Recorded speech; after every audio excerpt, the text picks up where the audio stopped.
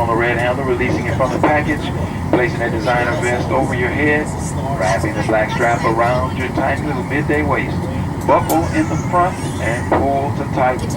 Once outside the aircraft, clear of all obstruction, pull on that red handle. The vest will inflate. For you overachievers, simply blow the tube there at your shoulder. A new element has been added to the life vest. That's a water-activated light there on the left-hand shoulder. My ex-wife, my new love interest, and her lawyer, they've all got trust issues. So they're going to come out and check those seat belts, ensure they are securely fastened. Your seat backs and tray tables in their full, upright, most uncomfortable position. Your large carry-on items in the overhead bins. Your small personal items completely underneath that seat in front of you.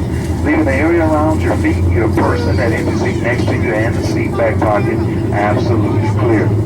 Newsflash, folks, for those of you that haven't flown in the last 30 years, smoking is still prohibited on board all aircraft, including electronic cigarettes. It's also prohibited to consume your own alcohol that you may have bought on board the aircraft, so please refrain from doing so. You see the writings on the walls, the mean 5 minutes of relationship building time en route. Those of you paying attention this morning, thank you for your attention. Those of you that didn't, well, good luck.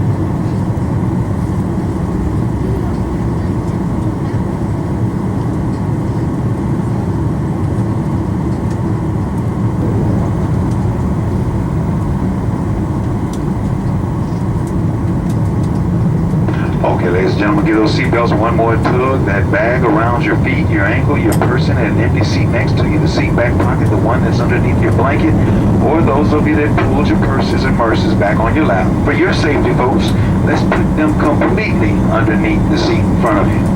We can clear for departure. Enjoy your flight.